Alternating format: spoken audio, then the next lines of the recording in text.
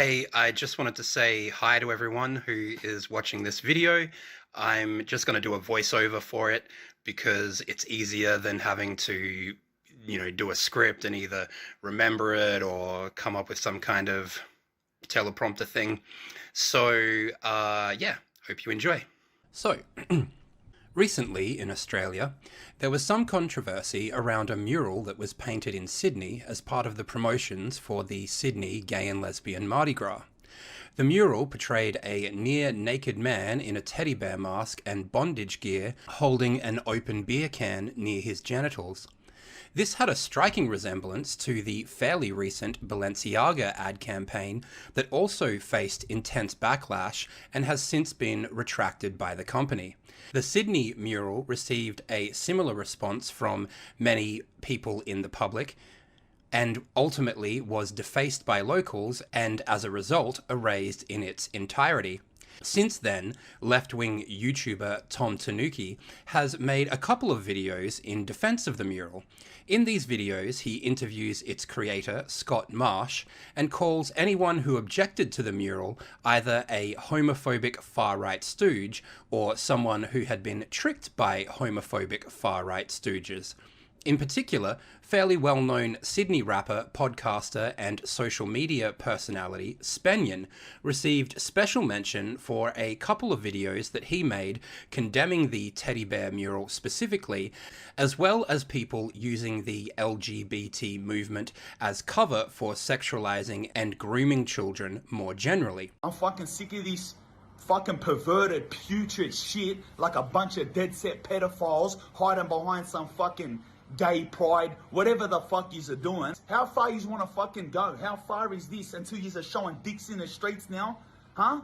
And everyone's too scared to say something? We're not even men, we're not women, we're fucking this, we're that, we're 100 different things, forcing it upon us. We say nothing. Everyone's too scared to fucking say something. Then it's forcing it upon our kids. It's gotten to the point, now yous are fucking pointing pornographic images in the streets with gay flags, big homosexual teddy bears. You think we can't see what's going on? This time's coming to an end. All of these child groomers hiding in plain sight, the time's coming to an end. I'm not copping it no more. I'm fucking over it. I'm calling it out. Anytime I see any of these putrid maggots trying to hide their little shit, targeting kids, just like Balenciaga. It's no fucking different what they're doing. Sick of this shit. We're done. The whole country's done. The whole world is done. It's been going on for how long? 10, 15 years. You're getting worse and you're getting worse and you're pushing it and you're pushing it and you're pushing it. Yeah, what's next?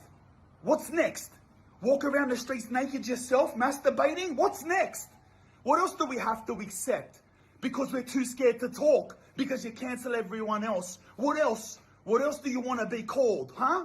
What else do you want to teach our children? Hey guys, like heaps of people were really offended about what I said the other day, and I guess what I want to say is like, I'm sorry for absolutely fucking nothing, you putrid peasants. They're nothing but apologists and deflectors. Someone comes online and points these putrid maggots out after fucking 15 years, all these pedophiles hiding behind the gay fucking LGBT fucking flag. So everyone's too scared because if you point them out, everyone goes, oh, it's homophobia. Right, someone finally stands up, someone with a platform, and every maggot, all they can say is, so what? Like, what about? What about? What about? What about the bloke down the street that molested someone? What about those old homosexual men that worm their way into the Catholic Church and molest boys? What about them? What about them? What a fucking about them? Fuck them too. Fuck them too. And they get theirs. That's why they're all over the news. What about them, cunt? What about this? What about what we're actually fucking talking about and deflecting it? What about the motherfuckers that are actually doing what I said, indoctrinating our kids with putrid shit? What about that? Everything's an apology or a deflection. Ones that know, we're not here to prove it to them anymore. They've had 10, 15 years to figure it out, and they're not figuring it out for a reason. Because their acceptance, they allow it, they're on that side. Anyone that apologizes, deflects, accepts, pretend that doesn't happen, they're on that side. We're not here to verbal them. We don't care what they think. Fuck them. They've already shown it. The fact that I can come out, right, and say what I said, And I'm just here for us. We know it, right? They got no idea. 95% of the actual population hates the fucking guts of these maggots and can't wait until they're brought down. Everyone's just too scared to say anything. That's why when everyone agrees with me in the comments, people are like, I can't believe you're agreeing with this bloke. Like, he's from jail. Like, did he even go to school? Nah, I didn't. I just don't like pedophiles. I just don't like the fact that these motherfuckers have wormed their way into primary schools, high schools, and anything about God, evil God, and they teach kids that men can become pregnant. Huh? Teach kids that they can choose whatever sex they are and adults don't have any say in it. Go fuck yourself. Spanian was widely condemned in the mainstream press for these videos. Tom's rebuttal was that any concern about the mural was exclusively a right-wing moral panic that was fueled by homophobia and which specifically depended on outdated and discredited stereotypes about the homosexual community being especially prone to child abuse. Okay, today we're serving up some red-hot moral panic from some homophobic lunatics. What is interesting about Tom's video is that he seems very reluctant to talk about the Balenciaga ad campaign in any real depth and quickly skips over the story. Like Balenciaga. Alright, so Balenciaga used child models in one campaign, and a YouTuber called Shoe on Head said they were promoting pedophilia, and it kind of snowballed and became a big conspiracy, and then they apologised, and that's it. They used child models, did they? Are you sure that's all they did, Tom? Because lots of clothing companies use child models without creating a storm intense enough to force them to delete their social media profiles. As we'll see later, there's a reason Tom summarizes the controversy in this way. He also speaks dismissively about the idea that it is even possible for images to sexualize or be used to groom children. Do you know how you get kids to be gay? You trick them by showing them certain pictures. Additionally, he relies heavily on ad hominem attacks and guilt by association in order to discredit those associated with the ideas he wants to condemn, rather than addressing the ideas directly. So, before we begin, I'm going to let you know some of the things coming up in this video that you're not going to want to miss. Firstly, irrefutable proof that despite its noble aims and many outstanding achievements, the gay rights movement has, in addition to fighting for the rights of same-sex attracted people, also been used in an organised way by pedophiles. This type of hijacking has occurred since its very inception, with special mention of the infamous North American Man-Boy Love Association, or NAMBLA.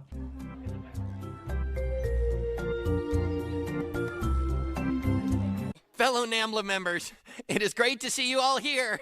It seems like we have finally found a city that won't oppress us. Oh. Yeah. And continuing all the way up until modern times.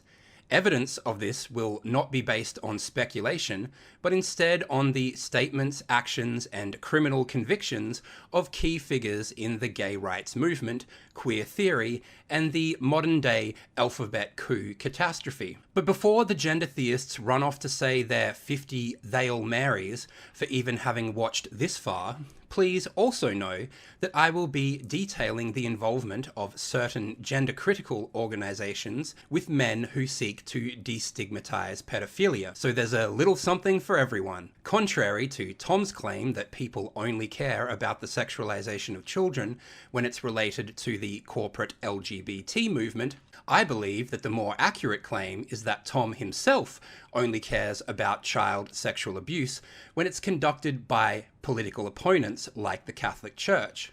But he, like the rest of the movement, appears quite willing to turn a blind eye to the atrocities against children committed by his own religious group. In general, if you've never watched one of my videos before, you're bound to come away learning a bunch of stuff that you're unlikely to get anywhere else, except of course the places I stole this from, which will be referenced in the video and its description. But before we begin, I would first like to talk about the things that Tom and I have in common politically, as well as the elements of his project that I think are commendable. So while I tend to no longer call myself left-wing, despite describing myself as a Marxist, some of the causes that I support, which currently fall under the umbrella of left-wing in the modern political climate, include free education to a tertiary level, free healthcare, ending mandatory detention of refugees. I oppose the war on terror. I support changing the date of Australia Day. I support prison reform and have travelled interstate to see Angela Davis speak at the Sisters Inside conference. Sisters Inside is an Australian prison abolitionist group. I support unions and workers' rights. I support Cuba and supported Hugo Chavez while he was alive. I recommend people check out the documentary Venezuela Bolivariana, People and the Struggle of the Fourth World War. I supported Bernie Sanders on his first run before he became insufferably woke and his support base collapsed. I support things like a universal basic income and public housing. I also support the Palestinian freedom struggle and oppose the existence of Israel on the basis that it is fundamentally an ethno-state. I support women's rights, including women's reproductive rights. I support gay marriage and totally decriminalizing homosexuality. With the exception of Cuba, Chavez, and maybe some details around Palestine, I imagine Tom and I are pretty much on the same page with most of these issues. In regards to Tom's work, the things that I've liked most are his critiques of Isaac Butterfield, who's an exceptionally dud Australian comedian. I also like the fact that he's made a video highlighting the Aboriginal voices who oppose the federal Labor government's plan to implement an Aboriginal voice in Parliament. I don't know a lot about the issue, but it seems very similar to a campaign the Labor Party had a few years ago called Recognise, which was ostensibly about recognising Aboriginal people in the Australian Constitution, but would have also undermined Aboriginal Australia in a few ways that I'm not smart enough to remember. But I do remember many Aboriginal voices speaking out against it. The reason I liked Tom's video on this subject was because at the recent Invasion Day rally I attended, many of the Aboriginal speakers were condemning the Voice in Parliament campaign, but it seemed to me that very little of the progressive media reported on this dissatisfaction within the Aboriginal community. I also like the coverage Tom does of fascists when they actually are white supremacists and neo-Nazis. The video he made as part of the Million Flags Patriots, where he burned a bunch of flags on a clothesline, is, for my money, the funniest thing he's ever made. Tom and I obviously disagree about the nature of trans rights. To Tom, they are probably similar to the rights that the gay and lesbian community has had to fight for, whereas I see so-called trans rights as essentially being akin to something like men's rights or white people's rights.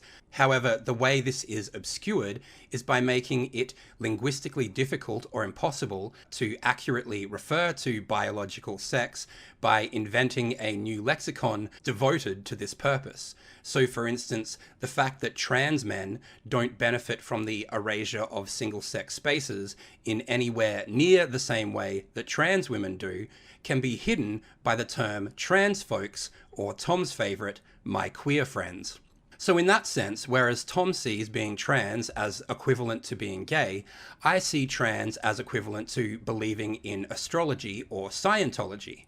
However, just because I don't believe in astrology doesn't mean that I don't believe that Sagittarians exist or that they are not entitled to the same basic dignity and human rights as everybody else.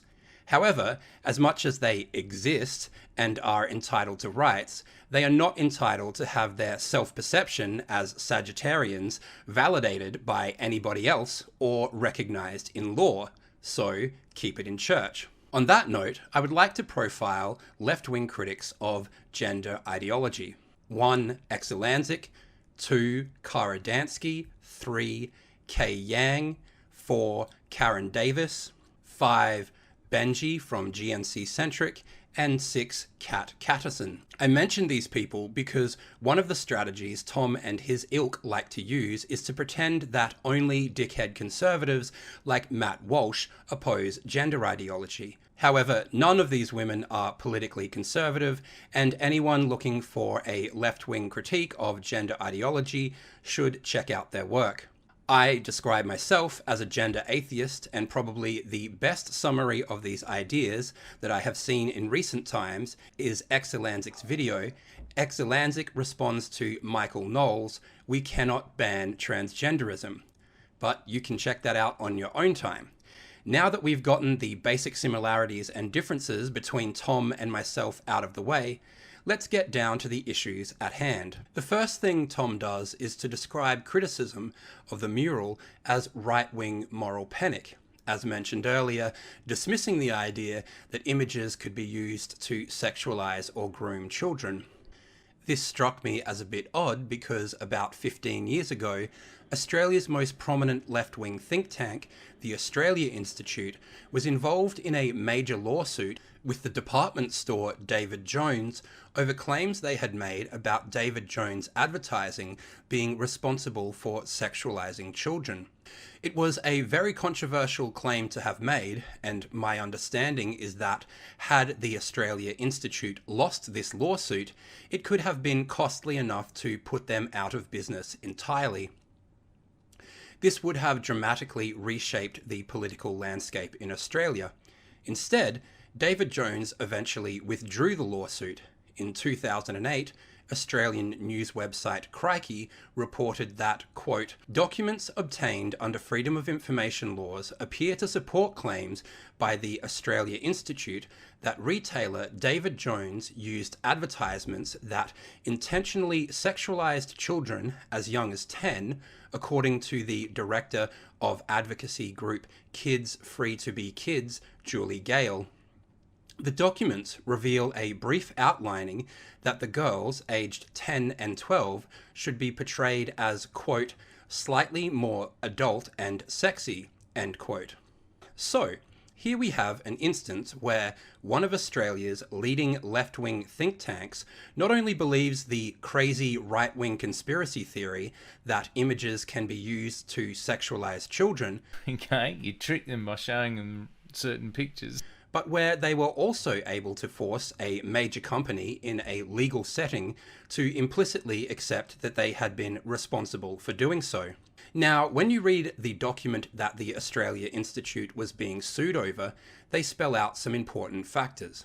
Quote, "In the past, the sexualization of children occurred indirectly, primarily through exposure of children to representations of teen and adult sexuality in advertising and popular culture." Where have we seen that? The quote continues, "The very direct sexualization of children, where children themselves are presented in ways modeled on sexy adults, is a new development.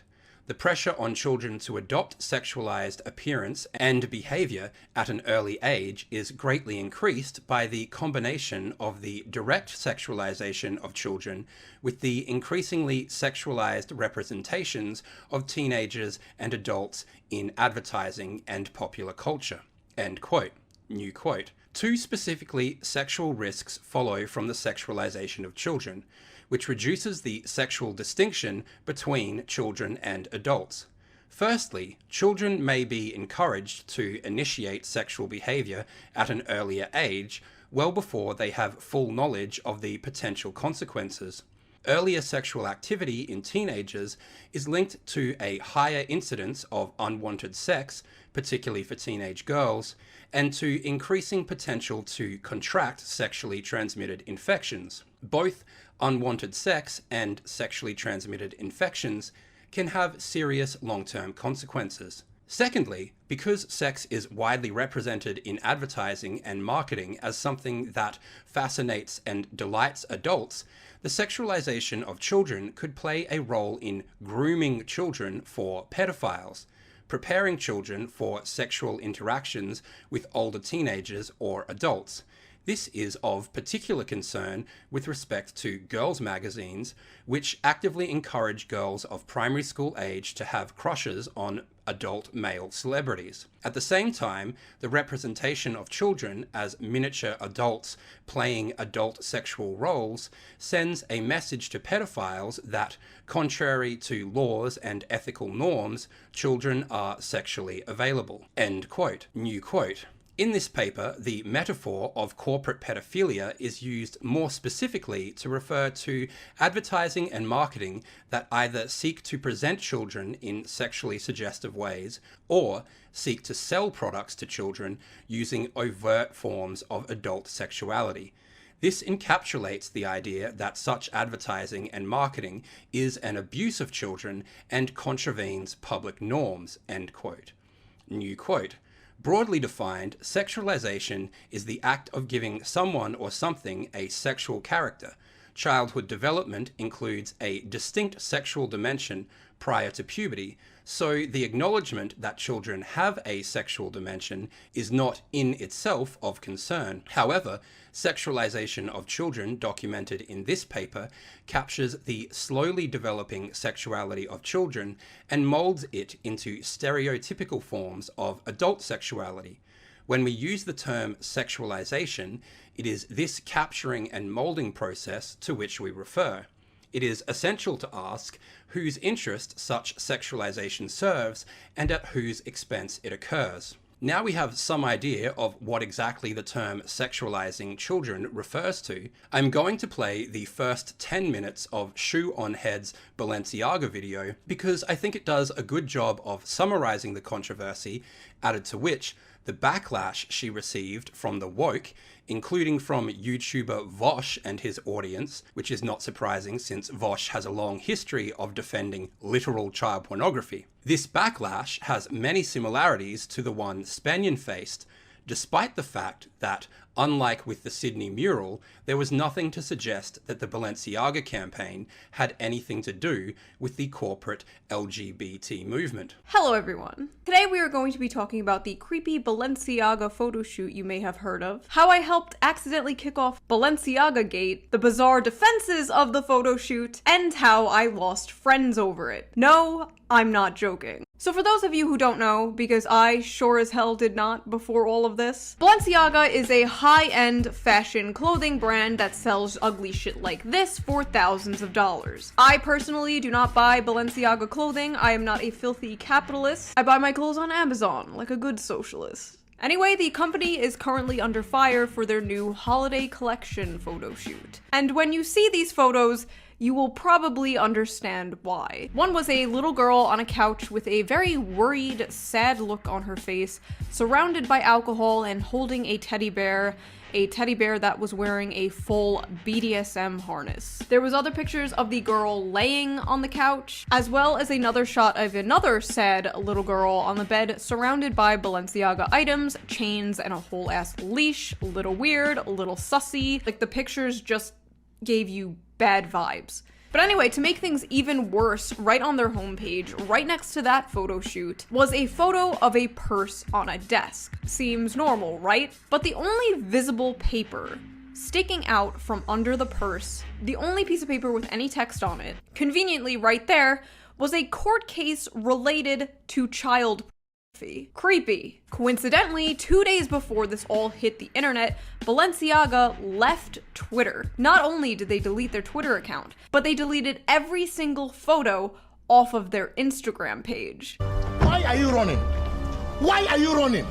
So I actually found all of this out because I saw a TikTok on my Twitter timeline by the streamer Brittany Venti, and she was talking about this. And I couldn't believe it, so I went to Balenciaga's website, and lo and behold, it was real. The creepy photo shoots, the CP document, everything was right there. So I made my own tweet about it, and this tweet winded up absolutely popping off. I had no idea the entire internet started talking about it, because once a tweet of mine starts to blow up, I just mute it and just move on with my day. My tweet was all over mainstream media. New York Post even called me a, quote, eagle-eyed social media watchdog. Okay? This spiraled completely out of control. People were burning their Balenciaga items. There is just no PR team that is going to get them out of this one. Making rap songs against Balenciaga.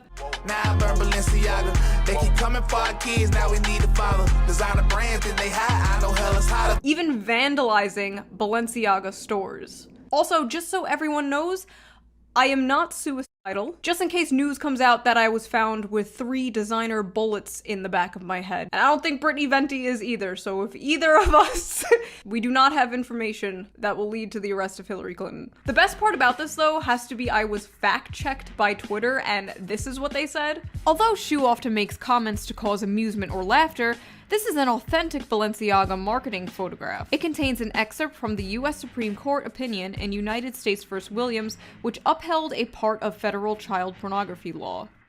I've never seen one of these fact-checker things just be like, fact-check true. I know Shu likes to get a little silly, but she's actually serious this time. I also love that it just says Shu.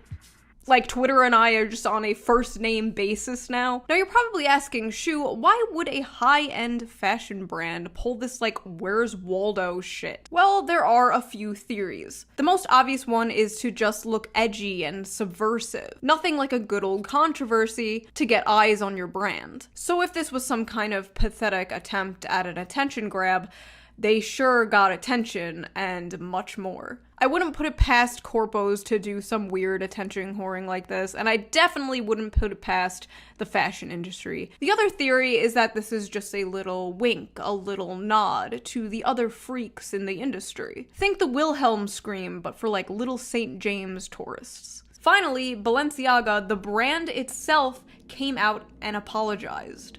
We sincerely apologize for any offense our holiday campaign may have caused. Our plush bear bags should have not been featured with children in this campaign. We have immediately removed the campaign from all platforms. We apologize for displaying unsettling documents in our campaign. We take this matter very seriously and are taking legal action against the parties responsible for creating the set and including unapproved items for our spring campaign photo shoot. We strongly condemn abuse of children in any form. We stand for children's safety and well-being. With Balenciaga facing a firestorm over a series of disturbing new ads, all eyes and ears were on their highest profile partner for comment.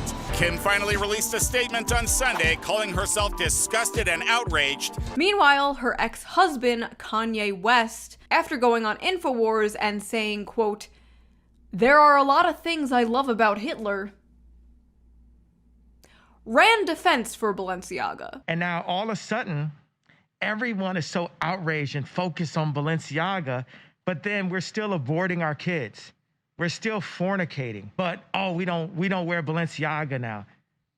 You shut the hell up. So fellow paranoid schizophrenics started digging and found more creepy things in the photos from Balenciaga. And this has spiraled into a much bigger conspiracy. This is the thing with conspiracies, though. They're always rabbit holes. When there's so many things that are unexplained about the world, and people just kind of feel helpless and powerless, people understandably start to look for answers elsewhere. And a lot of people took this Balenciaga thing as just kind of the rich and powerful doing what they do in secret now out in the open. Do I think this is some kind of Pizzagate thing where Balenciaga's like hiding children in their basement? Do I think they are literally trafficking children? I don't think that. I don't know that. I've never claimed to know that. What I do know is that this is a huge f up from a billion-dollar company. And when a billion-dollar company f up, who better to come to their defense than the progressive left? Can we stop pretending Shu is an ally yet? Shu on Head belongs in a prison cell for hate speech. Shu herself is basically a terrorist enabler at this point. You are a Nazi. Shu is literally just a Nazi. Yeah, Shu is a Nazi. Shu on Head is a fascist and a danger to our community.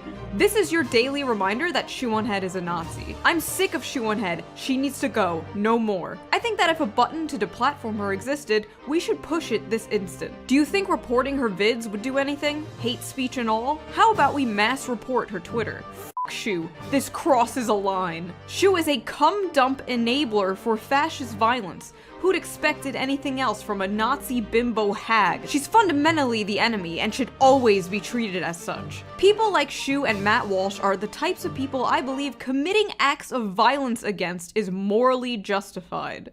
Now, I just need to make this clear that this is in no way a representation of the entire left online. Most of the people who follow me are left-wing, and they agreed that, yeah, this photo shoot was really weird. The people who are mad about this are from a pretty small bubble, but nevertheless, lo and behold, I was apparently cancelled. Now, I use the term cancelled sort of sarcastically because I really wasn't cancelled. It's kind of impossible to cancel me in general because I have 4 different fan bases and they all hate each other and me. And a lot of you guys watching this probably didn't even know all of this happened, but it was just very weird and I need to talk about this. Sean had on her way to once again use her massive platform to provide the neo-Nazis in her audience with fodder they can use to justify the murder of gay people, but this time the day after another anti-gay terror attack.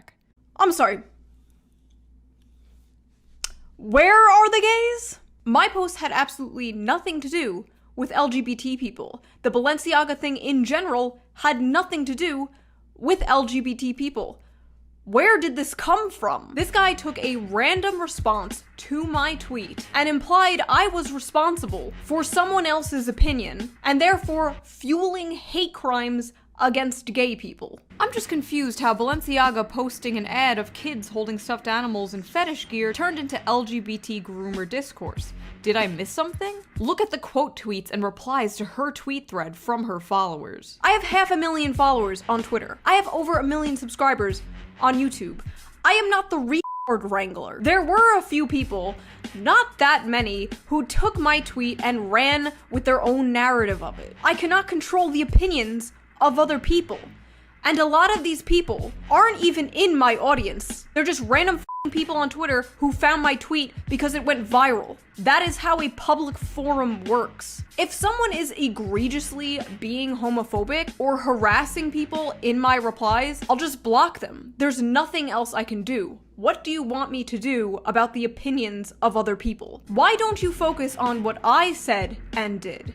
Is it because I said and did nothing wrong? I mean this with the most respect possible. Posting this a day after a homophobic terror attack that happened because the trans drag groomer scare comes off in very bad taste. I think choosing to bring this to light right after the shooting is phenomenally poor taste. She went ahead throwing queers under the bus right after a mass shooting to cater to her homophobic audience. There was a mass shooting in a gay club in Colorado a few days before this Balenciaga thing broke. And because there was a shooting at a gay nightclub, I can't talk about pedophilia?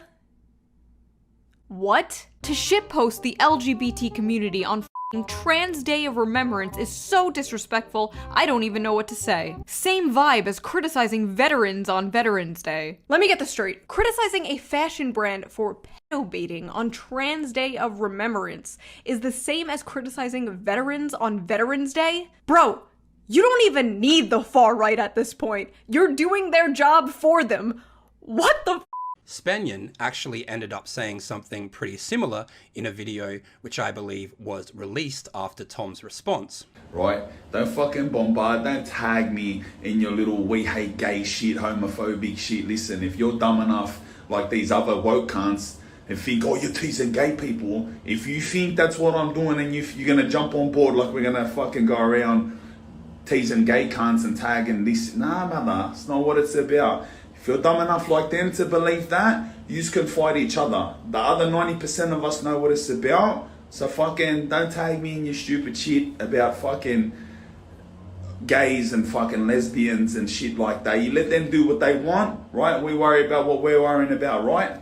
So now we have an idea of what the issue actually is.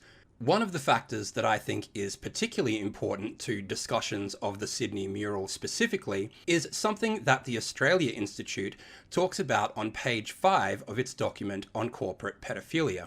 Quote, "The extent to which material sexualizes children varies considerably. Although overt sexualization is of greatest concern, some of the less explicit and more ambiguous material can also be problematic.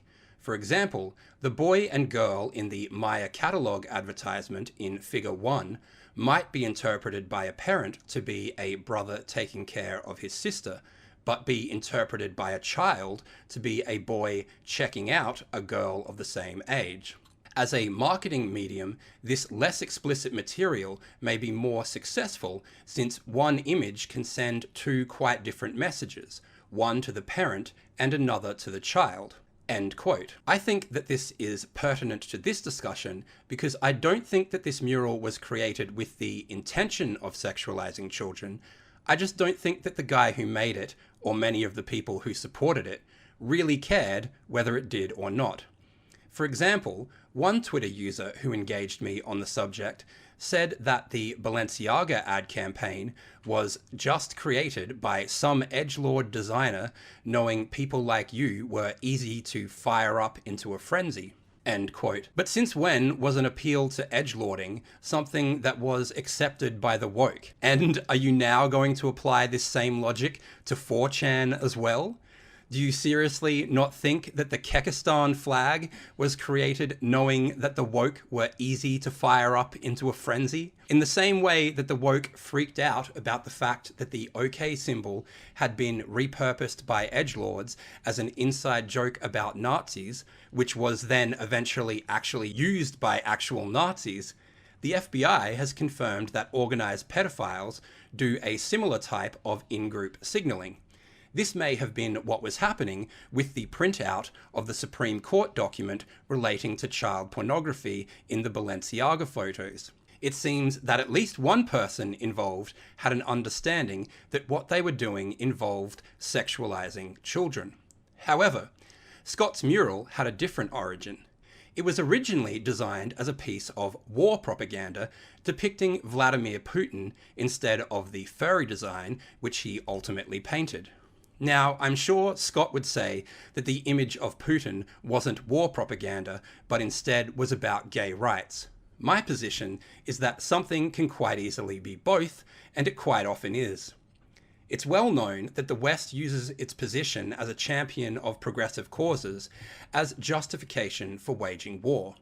For example, the US invasion of Afghanistan was justified by Westerners in part as being about rescuing the women of Afghanistan who apparently were not a concern when the US was funding the Mujahideen in the 1980s.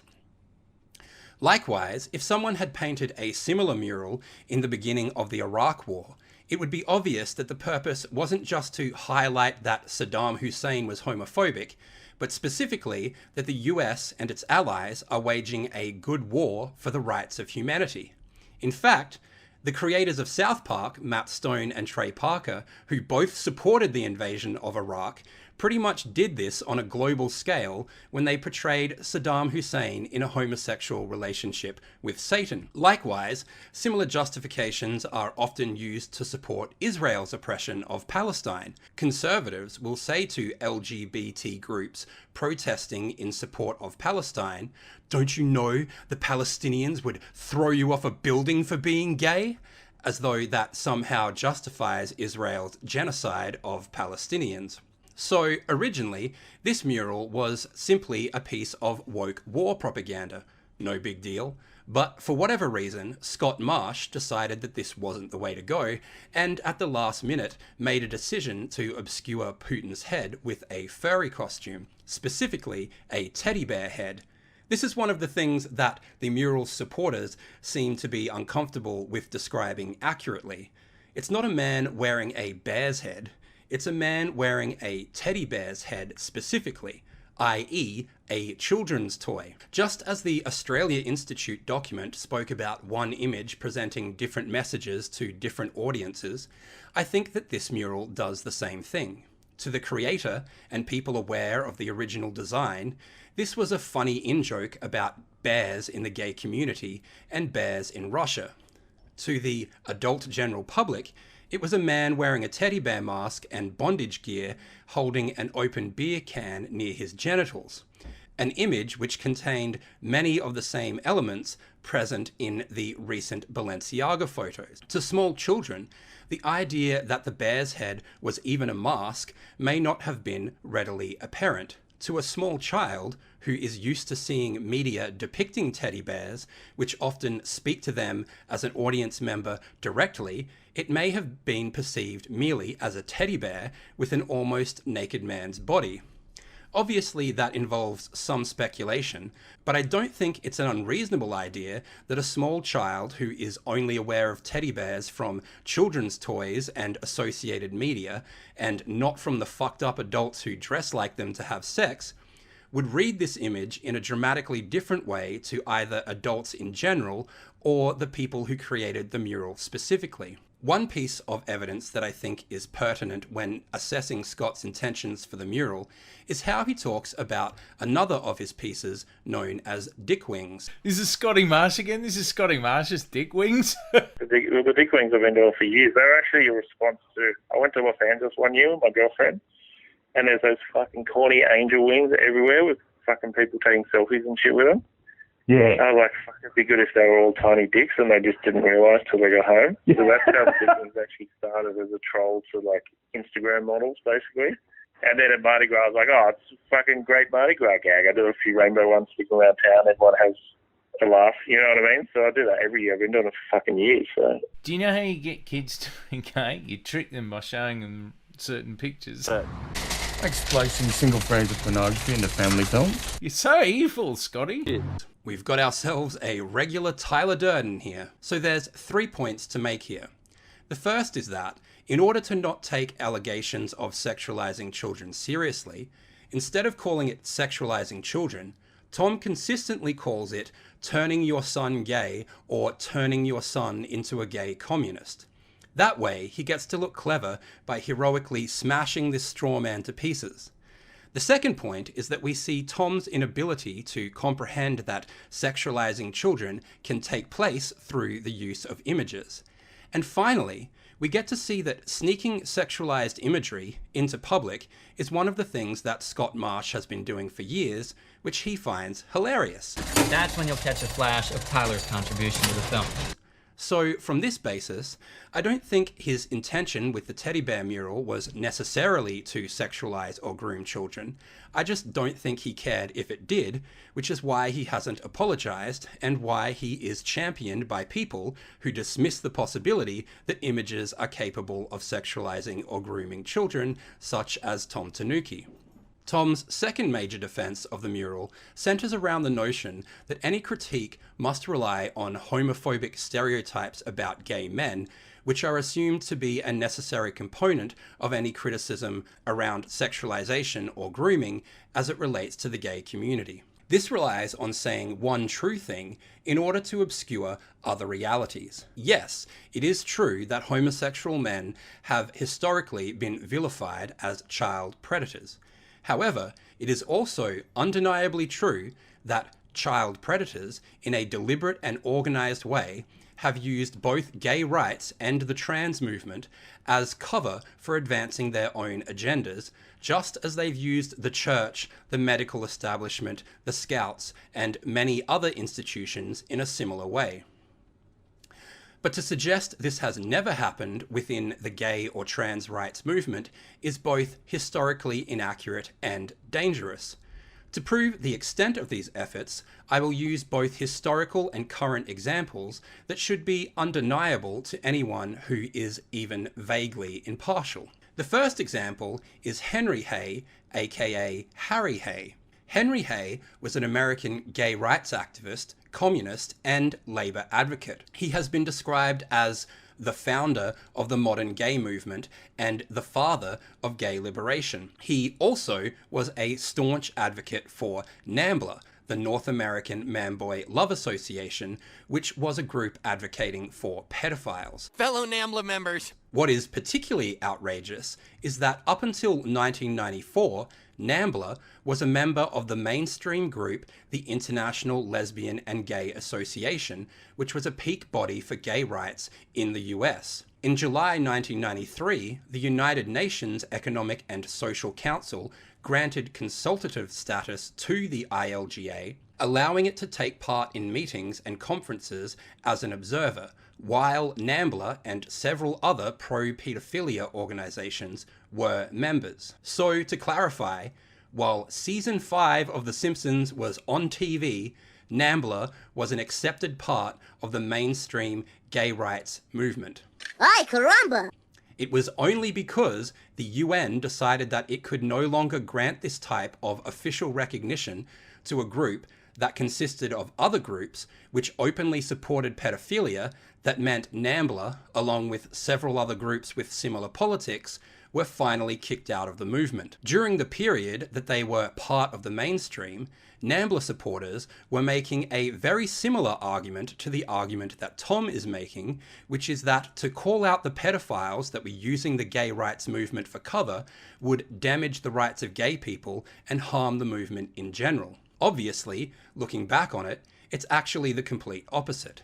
The earlier that they had been kicked out, the better, with the preferable option being that they were never allowed to associate in the first place. Just as Tom dismissed concerns about grooming and the sexualization of children as merely conservatives worried that someone was turning their sons into gay communists, there is little doubt that Henry Hay would have used similar excuses.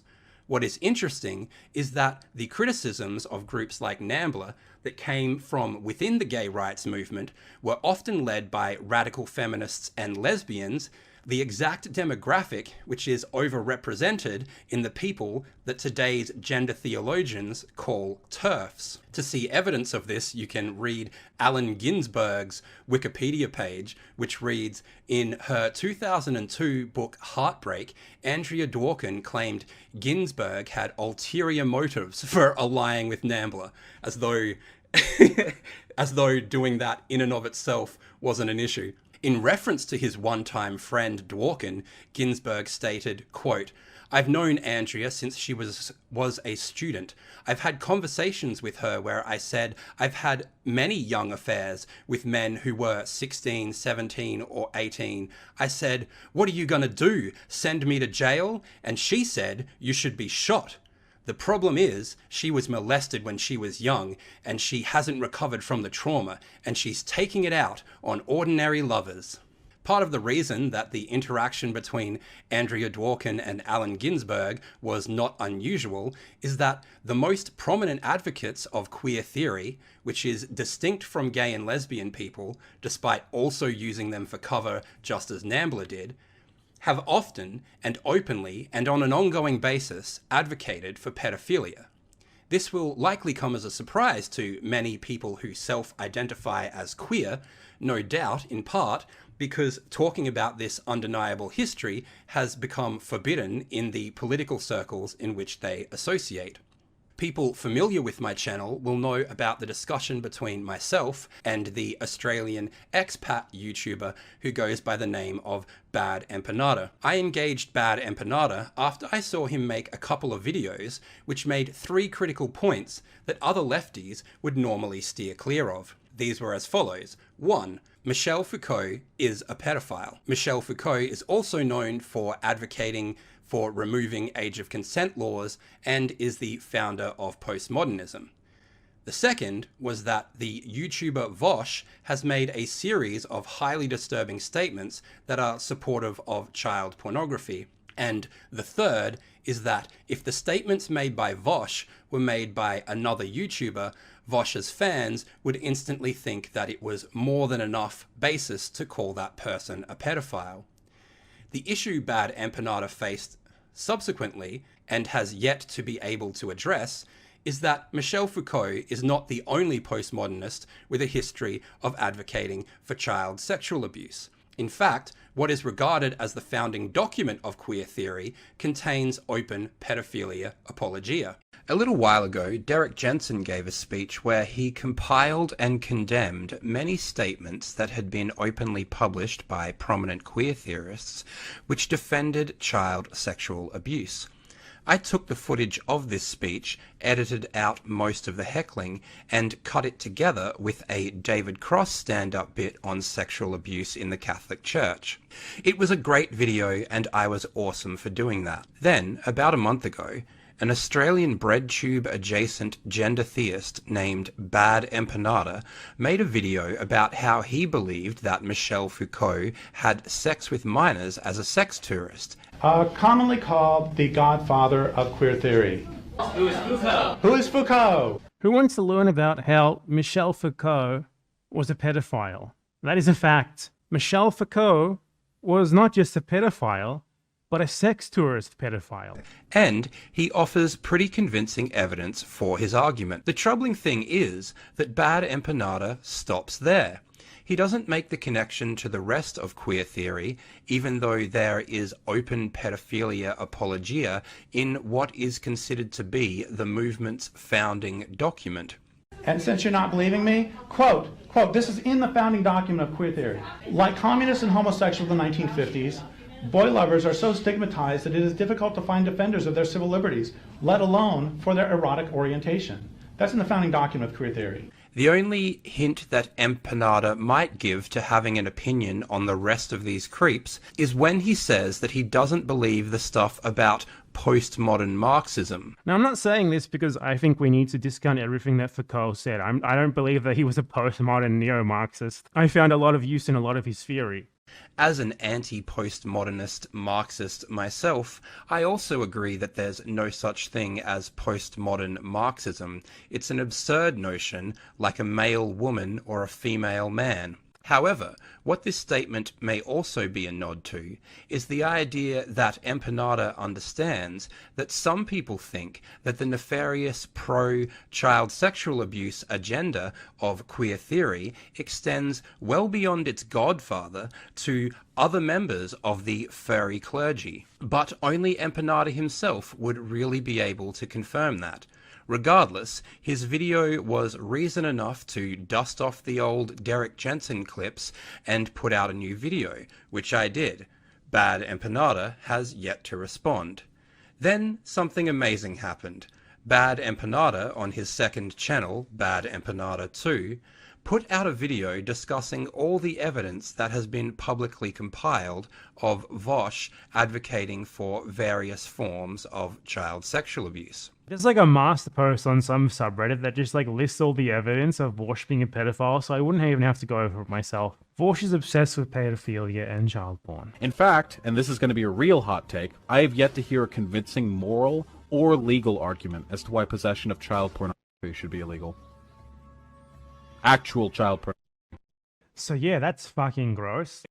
The ironic thing is that while what appears to be Bad Empanada's clueless apologia for queer theory, the only real women are trans women, is nowhere near as horrifying as the evidence against Vaush, it still remains the case that many of the things which Bad Empanada says in relation to Vaush can just as easily be applied to Bad Empanada himself or to queer theory in general. In the following clips, all I had to do was change some of the dates, names, and pronouns.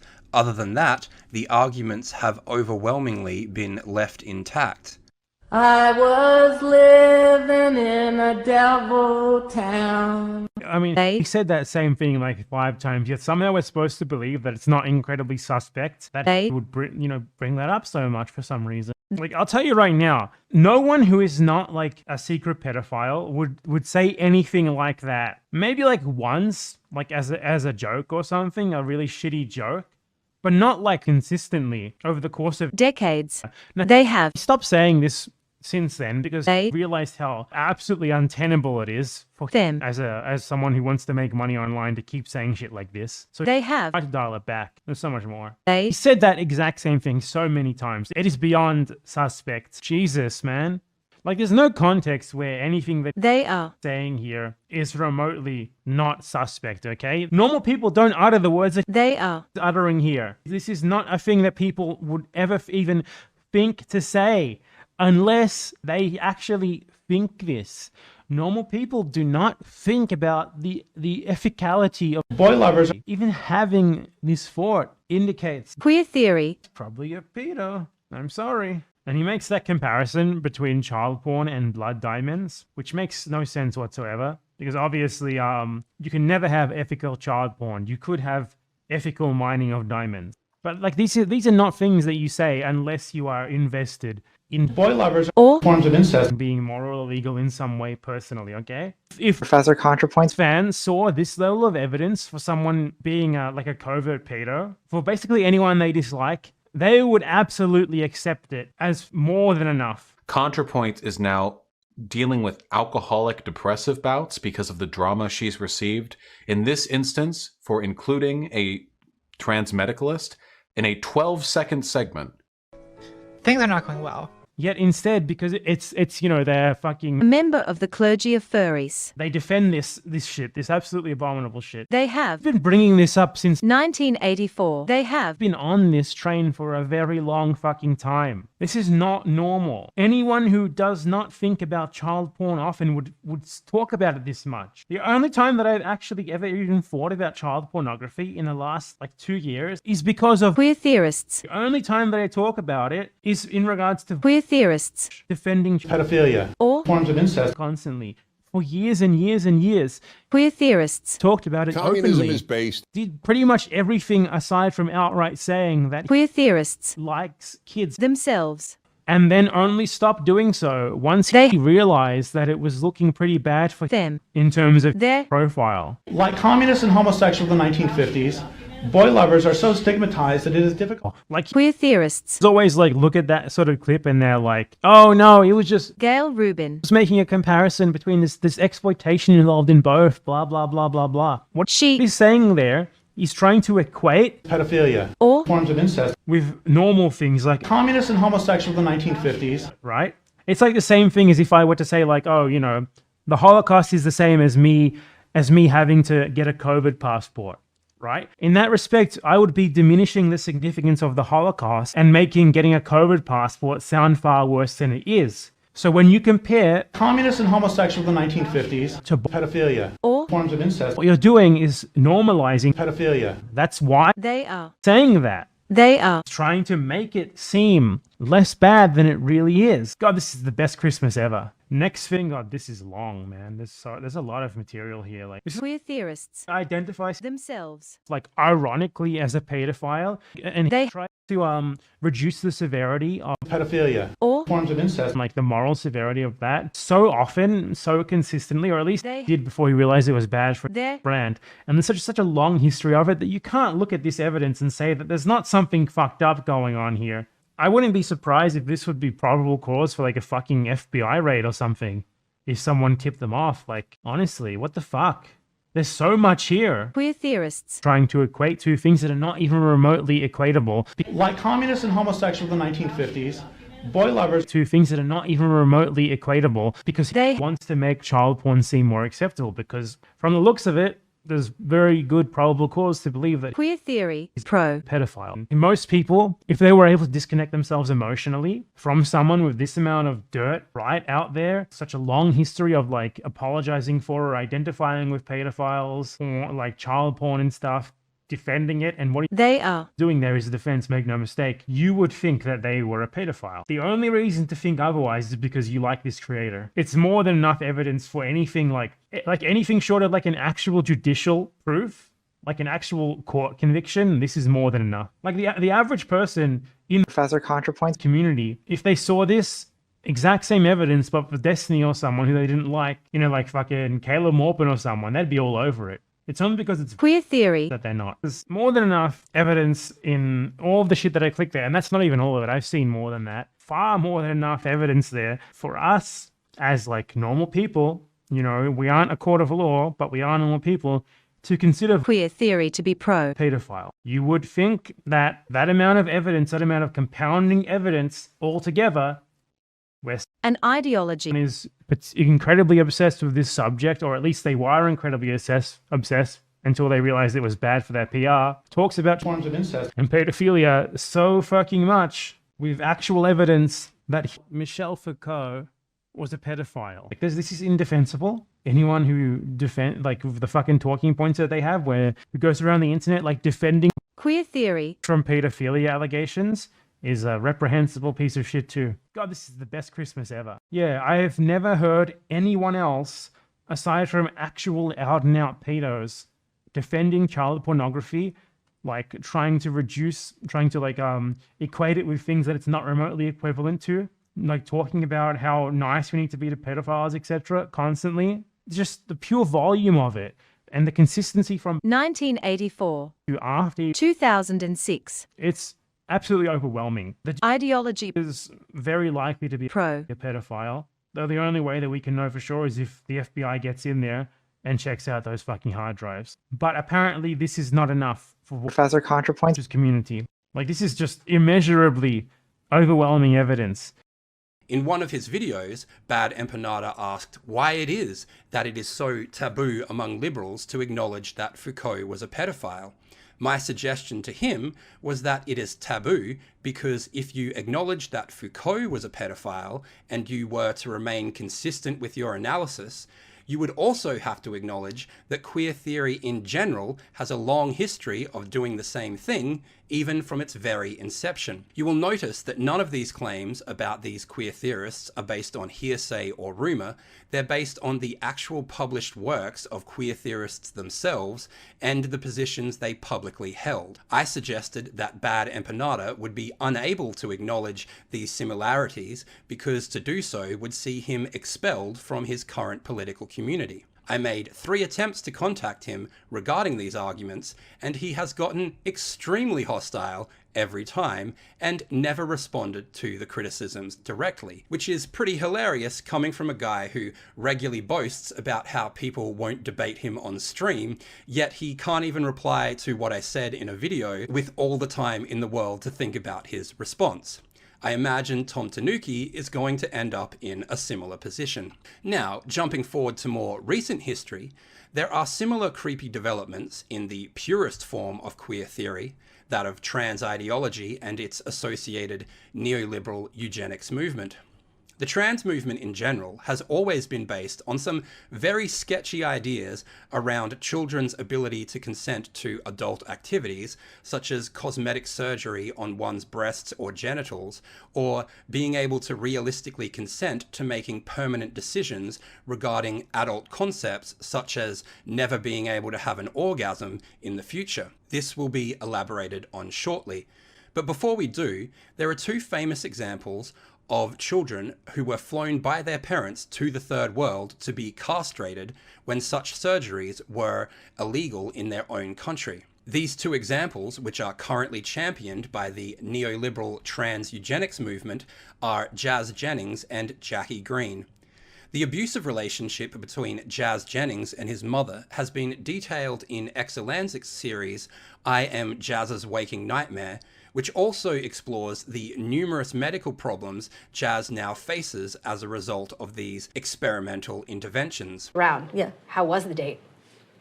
I wasn't there, but I heard tidbits. They went dancing, and he was lovely, really cute. Okay, so it was a guy? It was a guy. Okay. She was a little nervous because at the end of the date, he asked for a kiss. Yay. And she said no. She wasn't ready, or she didn't like him? I think she was nervous, and maybe it just caught her off guard. She's never quite sure about kissing. She's kind of like, the jury's still out on that for her. Maybe she just doesn't get the physical urge the way that you do or the way that I do. Mm-hmm. Maybe this is just not something her body does. Do you think she might be asexual? People that are asexual have no attraction, no feeling. And I just hope that she's not.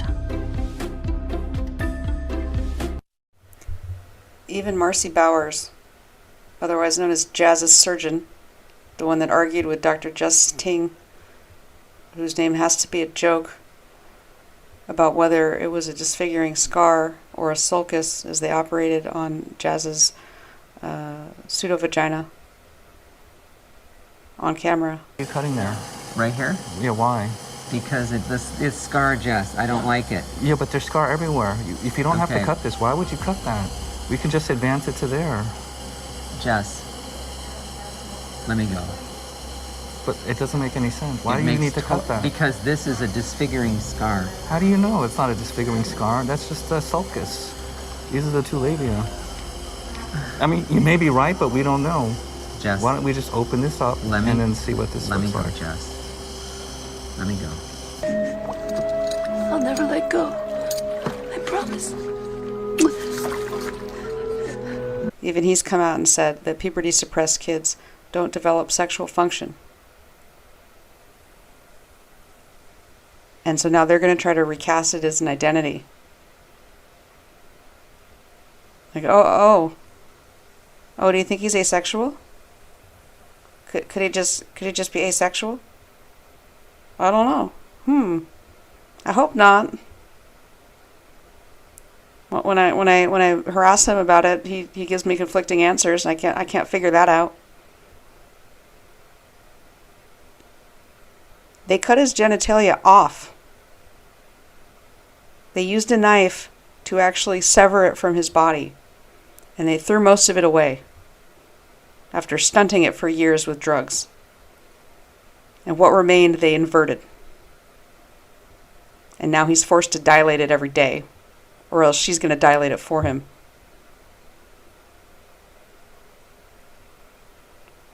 Straight to jail. Why is she still drinking her freaking martini in a mansion, surrounded by all of her money and jewels? Why? Why is she not in prison? I don't understand.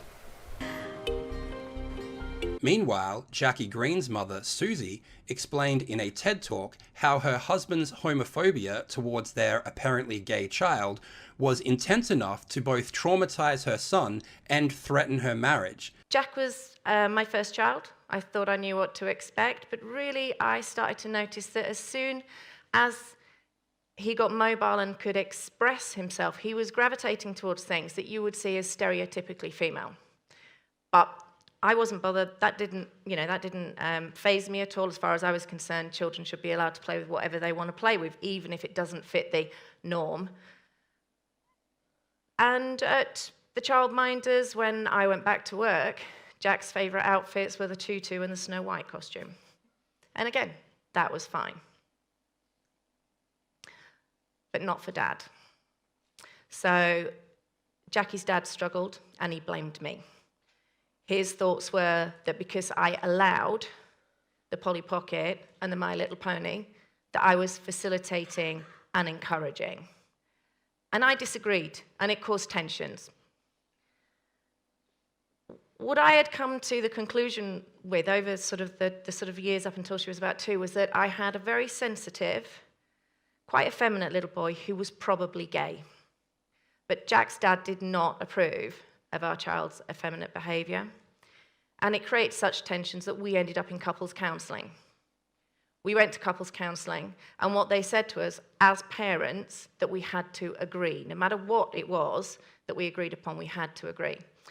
At that point, Tim decided that I must agree with him, apparently. And all the girl toys, all girly toys as such, were taken away and put away, and Jack was made aware that this was not appropriate. And a suddenly confident, happy little boy became quite quiet, withdrawn, very clingy and tearful. I didn't like it, and I didn't think it was right. And really, for me, the point at which I really put my foot down was about a few weeks later, I think, and my mum phoned me and said, "What's going on with Jack?" And I said, "What do you mean?" She said, "Well, I phoned a couple of days ago to ask what Jack wanted for Christmas, and he took the phone out of the room and said, 'Can you buy me Barbie Rapunzel, but can you please hide it, because if Mummy and Daddy find it, they're going to take it away.'"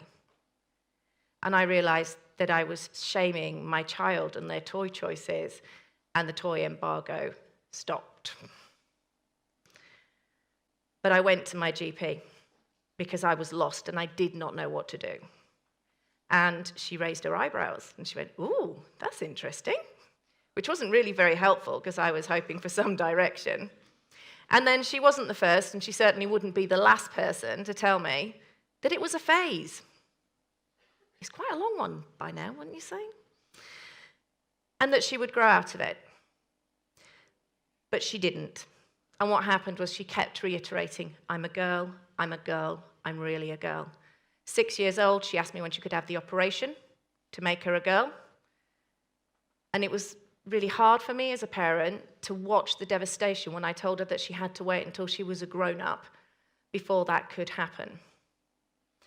This presentation has since been removed by TED Talks at Susie Green's request. are you running? Why are you running? But has been re-uploaded by others to maintain the public record. This type of homophobic dynamic is something that many doctors at the now defunct Tavistock Gender Clinic in the UK reported hearing from parents. That is, they would prefer to trans their children than raise a homosexual child.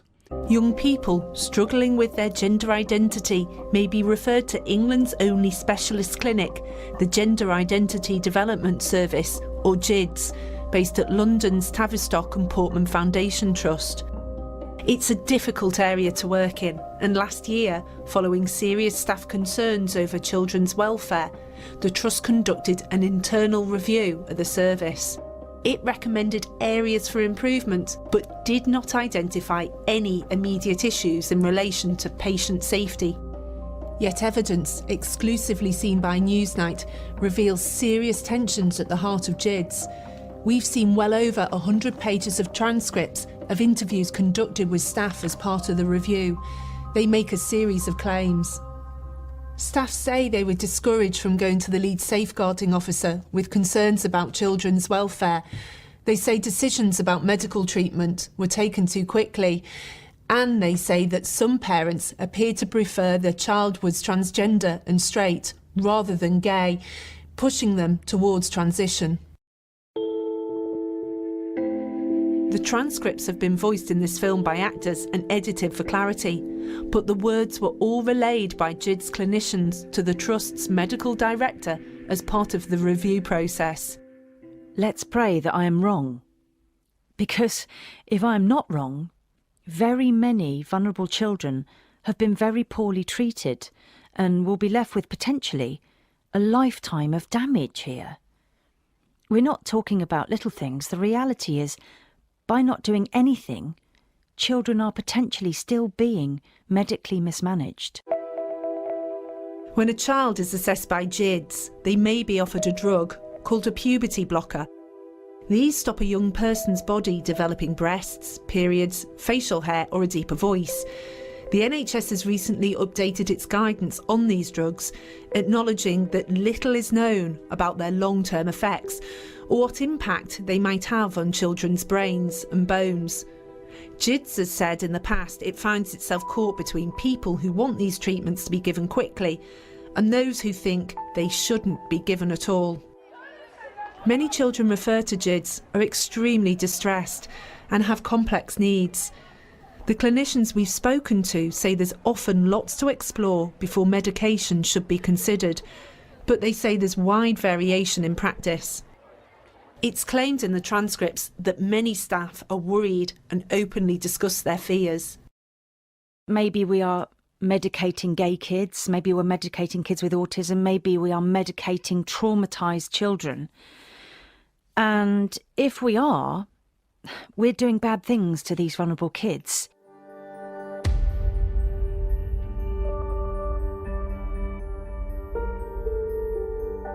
NHS England says that young people should be referred for medical treatment, puberty-blocking drugs, after a minimum of 3 sessions.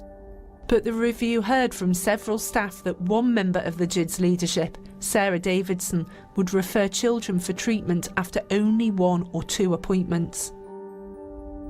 I was working with an executive on one case of assessment of a young person, and the executive member agrees to refer this person to the medical pathway within the first hour of meeting him. And that is not supposed to happen?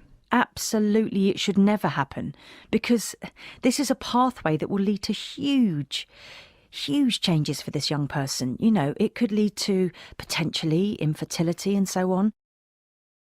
We've been told that cases like this have been discussed at team meetings in GIDS. When some staff raise concerns about the speed of assessment, we understand the response was typically that the young person was experiencing very intense and severe gender dysphoria. Such a quick referral wouldn't allow for full exploration of what else is going on, staff claim. They say this could risk putting young people on potentially life-changing medicines who may have been struggling with issues such as their mental health and sexuality.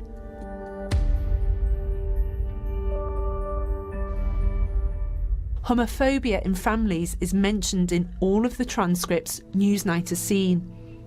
Staff say that while there was some discussion in the service about this, they didn't feel the issue was properly addressed. We've spoken to a number of staff off the record. Most didn't want to go on camera, even on the condition of anonymity. But the transcripts are backed up by this former clinician who left GIDS last year. Their words are being voiced by an actor. We did have a lot of families and parents who would actively tell us that, oh, I'm so glad at least my child is not gay or lesbian, implying that having a trans outcome would be better for their children. I had a case. There was a lot of trauma in the family. The young person had come out initially as a lesbian and had faced a lot of homophobic bullying, both very subtly within the family and quite openly in school. And suddenly the young person changed their mind and they started identifying as trans. In some of these cases, clinicians thought that it wouldn't be appropriate for them to refer for puberty blockers, but they would be overruled by GIDS director Folie Carmichael, the transcripts suggest. The young person had very clearly told me and my colleague that my mum wants the hormone more than I do. And when we took it to senior management, Folie Carmichael, she suggested that we refer, even though this was not clinically indicated. One misconception that the trans movement depends on heavily is the idea that trans is even more confronting to heterosexual society than homosexuality, but this just doesn't stand up to scrutiny. The country which performs the second most so-called sex reassignment surgeries in the world after Thailand is Iran. And they do this not because they are so loving, but because they have a deeply homophobic society. In fact, homosexuality is punishable by death. And this homophobic religious society finds so-called straight couples, where one homosexual has undergone ritual gender cutting, to be far more palatable than couples that are clearly homosexual.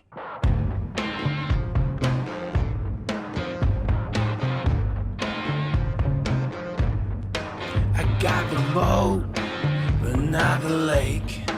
I got the sheets, but not the bed. I got the jam, but not the bread. But hey, I'm bigging around. I'm bigging around. I'm bigging around. Hey, I'm bigging around. But perhaps the creepiest development in regards to pedophiles and their association with the corporate gender theist movement pertains to WPATH, or the World Professional Association for Transgender Health. The journalist at the forefront of these investigations is Genevieve Gluck, who co-founded the website Redux. What WPATH is, it stands for the World Professional Association for Transgender Health. Basically, they're considered a world authority on certain medical protocols that are recommended for the treatment of what they call gender dysphoria, a highly subjective term. But those things involve certain procedures, medications, for example, puberty blockers for children, and they influence these policies in other countries, which is why they're called the World Professional Association, even though they're based in the US and have been since their inception. They influence policies in Europe. They even have a European branch, EPATH. So they're really organized and well connected on this front. They have conferences. They meet internationally to set these protocols. I don't think there's anything that compares to it because they are setting the guidelines for, I would assume, most, if not all, gender clinics in the US at the moment. They follow the recommendations of WPATH almost to the letter. And WPATH is cited frequently in academic literature. So in terms of long-term follow-up research, to my knowledge, that's not really been required for the hormones, for the puberty blockers especially. It's my understanding that currently the FDA doesn't require that research, although that may change in the future. And it may be being done even, it's not necessarily required. And I imagine they get away with that because these aren't new drugs. These are drugs that have been FDA approved for different purposes, like exactly. So they Exactly. kind of So get around it. Right. I almost even suspect if it's because they were initially approved for terminal cancer that they were able to get through the door so quickly or so easily without a whole lot of clinical research about their effects. So, I mean, we're speaking now specifically about the drug that's used as a puberty blocker, which is Lupron. Yeah, and we'll get into more about my investigation into WPATH in a second, but I wanted to mention something which I'm working on that I didn't state in this research yet, but I did discover, I have been really curious about the overlap between the sex offender treatment and puberty blockers, because I just keep trying to figure out what is going on here, what's the connection, like why would they do that? And I did discover that prior to being the president of WPATH, a man named Eli Coleman, who was the former president of WPATH, was involved in sex offender research programs. So he was actually one of the initial people to push Lupron as chemical castration for sex offenders in the US prior to then recommending it for children. So this idea that the overlap doesn't exist, or that there's no awareness that this is used for chemical castration, is totally bogus. You have the same person in two separate organizations pushing the same drug to chemically castrate sex offenders and then onto children. And he actually had developed something called the Sex Offender Standards of Care prior to, in WPATH, developing the transgender standards of care. And then, of course, John Money was one of the first to pioneer these chemical castration treatments. So the overlap just really can't be overstated. And it's kind of shocking. The more you look into it, the more you find. So we established what WPATH is and why they're influential. But in December, they released the updated draft standards of care. Standards of care are the recommendations for medical authorities on how to treat what they call gender dysphoria. In the new draft standards of care, which is the version 8, they introduced for the first time the concept of a eunuch as a gender identity. A eunuch refers to a man who's had one or both testicles removed, which is castration, surgical castration. Now, when I saw that, I was already familiar with the concept of the eunuch within this whole gender ideology. You said if anyone ever interferes with Project Mayhem, even you, we gotta get his balls. You're making a big mistake, fellas. But in their draft standards of care, they had specifically linked through to a website called the Eunuch Archives. Again, I was already familiar with that because we spoke last year, I think. It was sometime last year when I talked about the castration fetish and puberty blockers. So a similar topic that we had already been talking about. So when I saw that, alarm bells went off, I thought, this is insane. How could they be citing this website? Because that website is filled with written pornography, and nearly half of it is written pornography about castrating children violently. I think they're able to escape being prosecuted for child pornography because there aren't images and videos, because it's only, exactly. Yeah. Because it's because only it's written story. Mm-hmm. So that's how. Okay. That was decided in a 2002 Supreme Court decision called Ashcroft versus the Free Speech Coalition. The Free Speech Coalition is the lobbying arm of the pornography industry in the US. So in 2002, they used works of art to argue that written child pornography, or even computer-generated images of child pornography, were protected free speech. So that would include things like animation. Of course, now the AI has gotten much more sophisticated. So we're already seeing a problem with that, where that's going to be a nightmare. AI generated child pornography. But basically they were operating, prior to this 2002 court decision, right? So they were sometime around 96, 98 in that era. So after I had done the initial write-up, a few days later, we were able to identify and actually name some of the academics behind the website. I have the names of the academics who are running the site, and they were actually also invited by WPATH to speak at conferences more than once. So starting from at least 2009, this group of 3 men who were main formative members of the website, I'm talking 1998, joining the site, were invited by WPATH to speak on this topic, citing their own research. So they were gathering research from their own site members.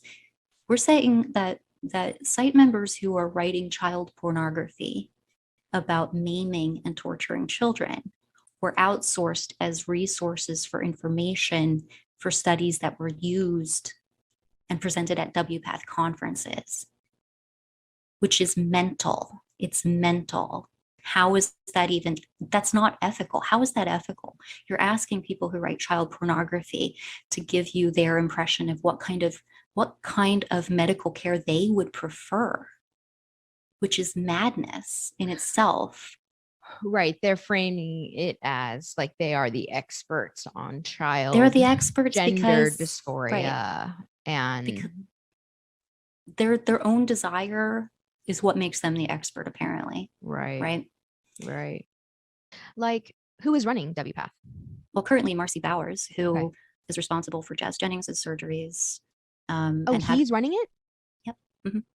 Yeah, he's the current president. Yeah. Oh, wow. Wow. But he's an interesting one because I've seen a couple interviews where he's backtracking a bit.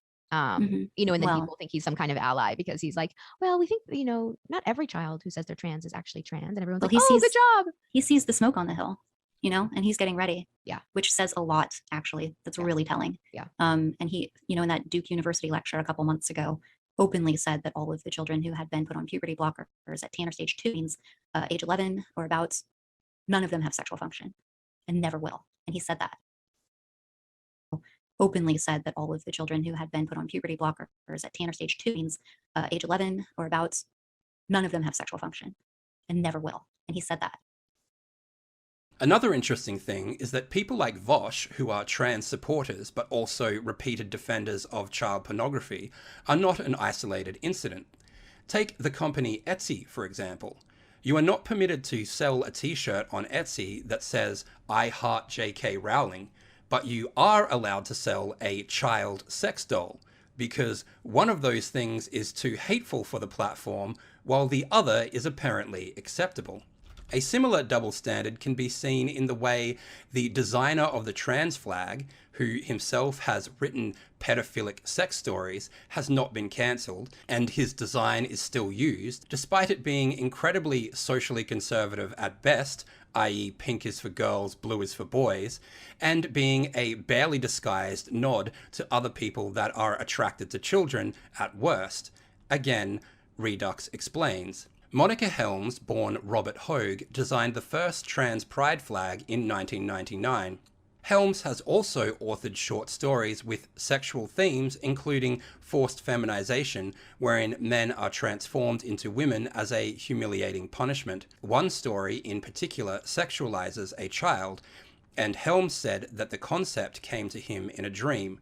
Titled "A Woman Scorned," published in the collection Tales from a Two-Gendered Mind, a man finds himself being stalked by a young girl who looks, quote, no more than 16 years old, end quote, and whom he initially mistakes for a Girl Scout. Quote, "The beautiful girl looked at me with her alluring eyes. She announced, 'All I want is you. I want to marry you,'" wrote Helms. The child reveals herself to be a witch who claims to be older than she appears. Among her powers is the ability to age very slowly, causing her to look, quote, far younger than her true age. The man marries her and they have a daughter, quote, "Our baby has her mother's magical powers," end quote. Helms was 48 years old and a veteran of the US Navy when he designed the transgender pride flag in 1999. He has claimed the baby blue and pastel pink stripes came to him by way of divine intervention, but the color scheme is also seen repeated in other, more nefarious contexts. According to researcher Dr. Sarah Good, CEO of Stop SO, Specialist Treatment Organization for the Prevention of Sexual Offending, pedophiles who organize online have developed their own culture, language, and symbols. One common symbol used in pedophile forums incorporates the colors baby blue, pink, and white. In her lecture, Hidden Knowledge, What We Ought to Know About Pedophiles, Dr. Good shows a slide of the image and says that the pink half represents girl lovers and the blue half represents boy lovers. The color code system appears to predate the initial design of the transgender flag and can be traced back to at least as early as 1997, according to online pro-pedophile forums. Areas in Europe that advertise child trafficking to pedophile sex tourists have used the color code. Blue curtains means a boy child prostitute and pink curtains a girl. It is unclear whether Helms was aware of this correlation at the time, but when discussing the symbolism behind the trans flag in an interview in 2017, Helms stated that blue represented young boys and pink represented young girls. In the 2 decades since its creation, the transgender pride flag has been embraced by trans activists, medical institutions, and governments alike. It has been flown at academic institutions, from universities to preschools. It has been featured in learning resources for children and incorporated into designs for children's clothing. The pink, blue, and white stripes have been displayed by MI6, the Secret Intelligence Service of the United Kingdom, as well as outside the UK's embassy in Washington, D.C. The US Smithsonian National Museum of American History acquired the original flag for their collection in 2014. In 2021, Helms formally requested President Joe Biden fly the trans flag at all US embassies. A similar hypocrisy can be seen in relation to the death of George Pell. Fairly recently, Australian Cardinal George Pell died. Many, like myself, believe he was responsible for covering up sexual abuse within the Catholic Church. There was a lot of outrage at the idea that he would receive a state funeral. Fortunately, he did not, with the Labor Premier of Victoria saying, "There won't be a state memorial service. I couldn't think of anything that would be more distressing for victim survivors than that. This will be a very challenging time for friends and family. So we send them our best wishes, but also this will be a very challenging time for victim survivors of institutional child sexual abuse." Now, in my opinion, it is true that George Pell was responsible for heinous acts, and were there to be a hell, I wouldn't be surprised if he was nice and toasty right now. At the same time, something which has become apparent is that the Catholic Church and the woke church get very different treatment in the media regarding their dead pedophiles. For example, the drag queen community has its own version of Pell, which understandably most woke people are as blind to as George Pell's friends were to the atrocities he was associated with. The details of this were laid out in a recent article in Redux. Wales, Central Cardiff shut down for pedophile drag queen's funeral. Large sections of central Cardiff were shut down yesterday to accommodate a lavish funeral procession for a drag queen who was a convicted child sex offender. Cardiff City Council and South Wales Police shut down 3 busy roads in the city centre for over 1 hour on Thursday to make room for a horse-drawn, glass-walled carriage and mourners. Taxis, buses, and delivery vehicles were impacted, with those not involved in the cortege being told to vacate the area by 11:20 a.m. and steer clear until 1 p.m. local time. The funeral belonged to Darren Moore, a local drag queen who had been found dead on the evening of Sunday, January 22nd, outside a Cardiff bar. When found, Moore was wearing his full drag costume. Police launched an investigation into Moore's death and subsequently arrested a 50-year-old man on charges of manslaughter. Following the murder, police had cautioned against speculation and have stated that there is no, quote, obvious cause of death. That has yet been revealed or confirmed. Moore had previously been convicted on 4 counts of rape on a boy under the age of 14 in 1999, according to past news coverage by The Sun. As previously revealed by Redux, Moore was once known as Darren Sewell and had spent 3 years in a young offenders institution following his conviction. As a condition of his sentence, Moore was also handed a ban on having contact with children. But in 2011, Moore was caught working with youth as a gymnastics and dance instructor and was convicted of breaching the lifetime order. He was sentenced to a 3-year sex offender treatment program, a 24-month supervision order, 300 hours of community service, and a 6-month curfew with an electronic tag. Despite Moore's conviction, he went on to become a popular drag queen in Cardiff, performing under the names Crystal Couture, Cece Quinn, and Dolly. In 2018, Moore was booked to represent British Airways at a Pride festival in Brighton.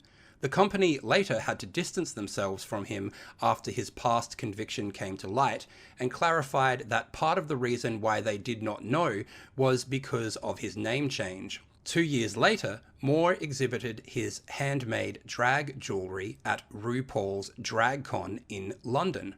Moore was close friends with Sab Samuel, the founder and CEO of Drag Queen Story Hour UK. Samuel performs under the name Ada HD and has been seen wearing Moore's custom jewellery at events with children. In January, following the announcement of Moore's death, Samuel made multiple posts on his Facebook page mourning the loss of Moore, calling Moore, quote, an exuberant human being taken from the world too early, end quote. Samuel assisted in fundraising efforts for Moore's funeral by promoting the GoFundMe page made in his honour. A quick note before we return to the article. Oddly enough, Tom is gleeful at the idea of Catholic churches being attacked in the wake of Pell's death, yet he firmly believes that the only reason someone might object to Drag Queen Story Hour is because they're a hateful bigot. Excuse me, ma'am. No porn at the bar. Oh, it's okay. I'm transgender. Oh, I had no idea. Do whatever you want all the time. Very few media outlets have mentioned Moore's history, with most simply referring to him as a, quote, well-known drag artist, end quote. The Daily Mail was one of the few exceptions after it identified Moore as having been a convicted child sex offender following the announcement of his sudden and unexplained death. In their coverage of Moore's funeral procession, Wales Online failed to mention his criminal history and instead focused on the traffic considerations and the flowers being sat at his casket's glass-walled carriage by mourners. End of the article. So, predators are attracted to any position that gives them access to victims and which is also above reproach. 50 years ago, that was the church. Today, there's a new church on the scene, and it's just as powerful as the old one, and as a result, positions within it are sought out by child predators. Before, if you wanted to sexually mutilate children, you had to become a serial killer, and now you can just charge it to your credit card. What is extremely important to understand is that men and women, adult human males and adult human females, have vastly different offending patterns. Across the world, the women's prison population is usually a fraction of the size of men's, despite women being equally numerous in the population. And the crimes that women are charged with tend to be of a different nature. Crimes of survival, things like not paying your fines, tend to be the reasons why women wind up in jail, whereas men are far more likely to be arrested for violent crimes against people and sexual crimes. And despite the limited amount of information, it's clear that men who identify as women have the same offending patterns as other men. As was shown recently in Scotland, men who will go to great lengths to abuse women and children will also go to the length of identifying as a woman if it means that they are able to improve their situations dramatically. This would be obvious to anyone who gave enough of a shit to think about it for 2 seconds, but evidently a lot of people don't. So it's clear that pedophiles have both historically used gay rights and the corporate trans movement as a cover to organize, and that they have continued to do so until this day, facilitated in large part by many of the advocates of so-called trans rights being completely unable to examine the history of their own movement. They are proud of the information bubble they have built, and they see it as a virtue rather than something wrought with potential dangers.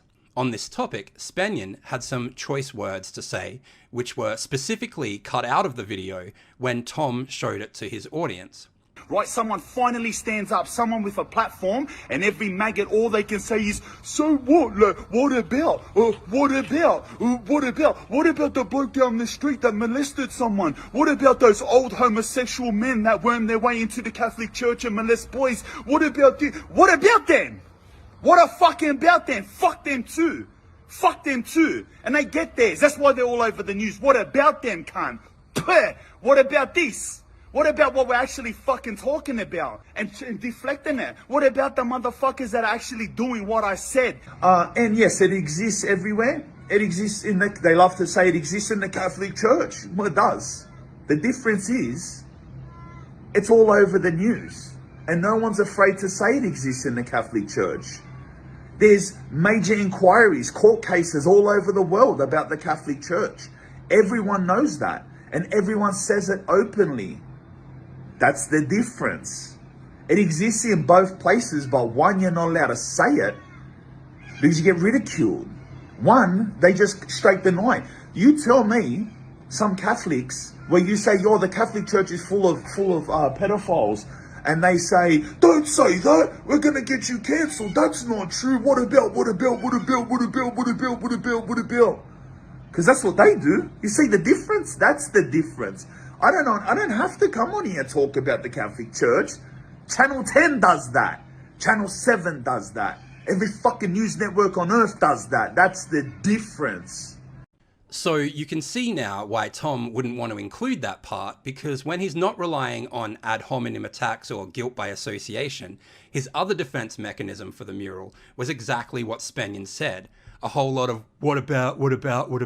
Now, at the beginning of the video, I promised to detail connections between certain groups in the gender critical movement and those who seek to destigmatize the sexual abuse of children. And because I'm not in a cult like Tom or Bad Empanada, I'm going to actually do it. Or at least recycle the work of a woman who was brave enough to do it before me and who copped the majority of the backlash for ruining the movement, as though a movement that collaborates with pedophile advocates is not already ruined.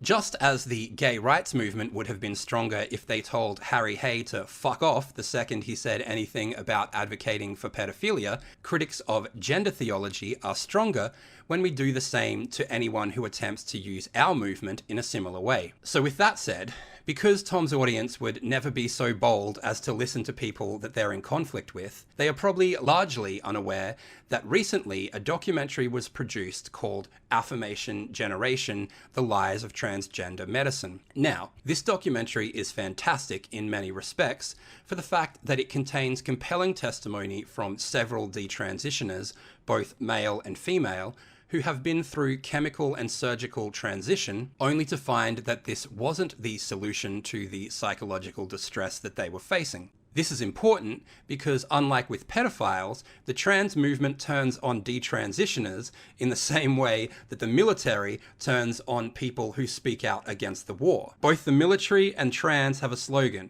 recruit them young, ruin their bodies, cast them out if they have any criticisms. Gender theologians also attempt to dismiss detransitioners on the basis that they believe detransitioners to be extremely rare, which is ironic given that they themselves are advocating for a minority. Anyway, there are 3 creepy doctors, James Cantor, Michael Bailey, and Ray Blanchard, who have been associated with various corners of the gender critical movement. All 3 of their names appear as supporters on a website known as Virtuous Pedophiles, in particular, an organization known as Genspect, which worked with parents of children with gender dysphoria, was at one point forced to write a lame defense of their relationship with people like Bailey and Blanchard. Stella O'Malley and Sasha Ayard, who appear in the Affirmation Generation documentary, have interviewed both Bailey and Blanchard on the Genspect website. So, there you have it. a scandal that strikes at a very significant component of the gender-critical movement. So, the allegation that the only people who have noticed this mural was fucked up are right-wing, or that the criticisms are only coming from those who only care about child abuse when it is advocated from within the LGBT movement, is complete bullshit. It is Tom and his comrades who are the ones with selective outrage. One of the things Tom accuses Spanian of is getting a rush from the feedback he got on these videos. The argument was that Spanian was now no longer just getting the type of support that was due to a regular celebrity, but through these videos condemning the sexualization of children, he was being seen as a hero who is saving lives. Tom argued that this would prevent Spanian from realistically assessing the claims that he was making. The ironic thing is that this is exactly what Tom does. Tom gets a rush off of being perceived as fighting Nazis and saving his queer friends. So while he does do some great work fighting Nazis, he's super keen to expand the definition of Nazi whenever he feels the need, because it makes it a lot easier to win arguments if you don't actually have to engage with the other side, but can instead just draw a swastika on them. Now, personally, none of my friends would be dumb enough to call themselves queer, because when it is used in the way Tom uses it, it doesn't actually mean anything. Of course I have gay, lesbian, and bisexual friends. That is, I'm close, long-time friends with men who fuck men, women who fuck women, and people who do both. On the other hand, a septum piercing and an effeminate cardigan almost overqualifies someone to become queer. That's why actual homosexual people often call queers the spicy straights, because a huge contingent of them are actually heterosexual. They just feel left out at Pride, so they make particular fashion choices or hold particular metaphysical beliefs about their heterosexuality, which they believe transforms them into something fundamentally different to the rest of the heteros. Think, I'm not like other girls, but for straight people. And it doesn't surprise me that Tom has friends like that and is so proud of this fact that he'll jam them into any conversation where he feels like his standard ad hominems and guilt by associations are wearing a bit thin. The thing any vaguely Marxist reading of the waves of feminism will tell you is that they have always corresponded to upswings in labor militancy. The first wave of feminism corresponded to the Russian Revolution. The second wave of feminism corresponded to the labor militancy of the 60s and 70s. However, the third and trans waves of feminism corresponded to massive downturns in labor militancy, which began in the 80s and have continued right through until today. In 1991, feminist author Susan Folie published a book called Backlash: The Undeclared War Against American Women.